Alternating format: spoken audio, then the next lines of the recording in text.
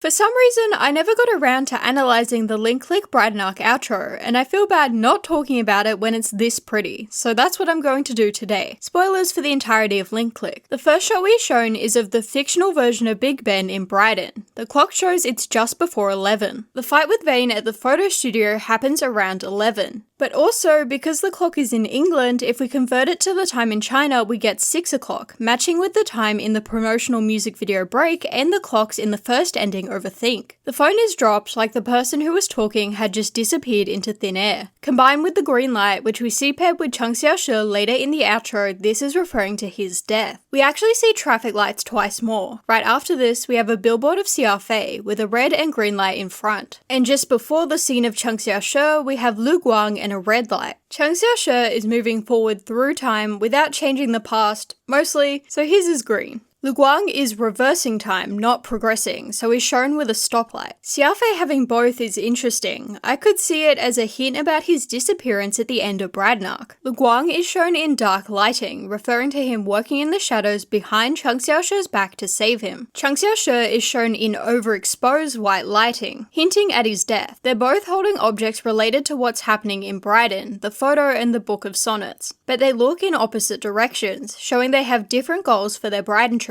Lu Guang to keep Fei on track and Chung Xiaoshi to find his parents. In the first shot of Xia Fei and Vane, the light leaks over both sections, showing their close relationship. But in the second shot, the light is contained to Xia Fei's half, referencing their separation now that Xia Fei thinks Vane is dead. We know that Xia Fei is very set on solving Vane's murder, to the point where there's concern he might become an enemy of the boys, and this shot enforces that. Vane smiles as Xia Fei enters into darkness. Chris, stirring tea, connects with how she quite literally only appeared to reveal new information, shaking up everything we thought we knew. The shot of Leo Xiao's left hand is a really subtle way of familiarizing us with it, so we can identify that it's him who opens Vane's body bag at the end of Bridon Arc. I believe this shot of Xia Ling and the photos is referencing Lu Guang's memories and the power she got from Li Tianxi. She now knows everything that has occurred in the past timelines, and going forward, it's her job to piece together what is going on and how she can help, or maybe just try to stop Lu Guang. We then see Chung Xiaoshi's parents. The bright lighting and falling petals seems like a kind of cute but weird choice, until you realize it looks very similar to ash falling from the Bahati school fire. Lu Guang uses his power to reverse time, the ripple being the way this change goes on to affect other parts of the timeline. Also, notice that he breaks out of the confines of the animation's borders when he does this, just like how the reveal at the end of season 2 transcended everything we thought we knew about link-click. Chung Xiaoshi is sitting in the same room that Leo Xiao is in the intro. Notice that Leo Xiao gets up to walk away while Chung Xiaoshi continues to sit as time passes. Obviously, he's dead. Of course, he's staying in the same place while time moves on. But this could also be about his parents. After reading the book, learning all that he can from it, Leo Xiao leaves, moving on with his investigation into Bahati. Conversely, Chung Xiaoshi is desperate to find out what happened to his parents. He just can't move on. The clock gears make an appearance once again. At this point, I think they count as a recurring character. The photo that prompted their trip to Brighton falls down. A little later in the opening, the clock gears appear again and we see Chung Xiaoshi caught up in them, like he's a prisoner of his own destiny. While kind of sad, this scene is also really pretty, and the zoetrope style animation is a cool way of representing different timelines. We then cut to the notebook that's stolen from Chris at the end of Bridon Arc. Whatever information is contained in it is clearly related to solving everything and also maybe fixing the timeline, as we don't see the gears again after this scene. Like there's no need to go back in time again once it's been collected. We get this scene of Lu Guang sitting in a chair while shots of every other character cut in and out. Only two really stand out to me. Xia Ling is on the phone. This is most likely referring to her very angry phone call at the end of Bridon Arc, but it also aligns with the drop phone we saw at the start. She was very against the boys going to Brighton. The other is Vane. He's in the exact same room he was in at the start, and he's also the only one that appears in the same place, possibly hinting at his fake death at the end of Bridon Arc. He's in the same place because he has nowhere else he can go because he's dead. Most of the locations in the background appear in the outro at other points, only this time time they're upside down and distorted, symbolic of Lu Guang messing with the timeline. We get the shot of Leo Xiao standing in front of a church. I might just be forgetting, but I don't think this location ever appeared in the series. Considering he's standing outside in the rain, he might be in a graveyard, either visiting Vane's fake grave, or maybe it's related to the theory about his past I spoke about in my last video on link click. There's also this scene of Xia Fei looking at his own reflection, representing the good and bad sides of his character we see throughout the series. It could also be about a conflict surrounding his identity, like there's this part of him he doesn't know, as at the least he doesn't remember his past, and at the most he's actively trying to hide it. Finally, the very last scene of the outro. Lu Guang has been running through the rain this whole time, and just as he finally reaches Changxia Shi, the sky clears up. It perfectly reflects the song's title, Lull. This ending shows Lu Guang being put through a storm of chaos while trying to change fate, and it's only at the end we see this moment of calmness. This scene lines up perfectly with one we see about 30 seconds earlier. Lu Guang is walking forward, but realizes or notices something and suddenly turns around. And now we know it was all to meet with Changxia Shi again, cementing that Lu Guang will always rewind if there's a chance at saving him. But it's also kind of bittersweet. Once Lu Guang spots Changxia Shi, he stops. Changxia Shi walks towards him, but the ending cuts right before they actually touch. Combined with this scene of Changxia Shi being bathed in light, it makes me think this interaction isn't real. Lu Guang is imagining it, and he's yet to, or maybe is completely unable to save Changxia Shi. Yes, it's a lull, but the eye of a storm is also deceptively calm before putting you through turmoil again. In a weird coincidence, this false ending actually lines up with my interpretation of the Bridon Arc intro. Because Lu Guang's eyes are covered, this moment seems like it's not real. We are never escaping the tragic ending theory. Now let's talk about the outro song itself. The song structure is actually really interesting from both a songwriting perspective and thematically. The most typical structure of a song can be broken down like this: first verse, chorus, second verse, chorus, bridge, chorus. From there, musicians mess around with it, maybe add a third verse, lose the last chorus, or make the bridge 1/3 of the song's runtime, stuff like that. But for the most part, you are always going to have a few verses and a chorus that repeats itself at least twice.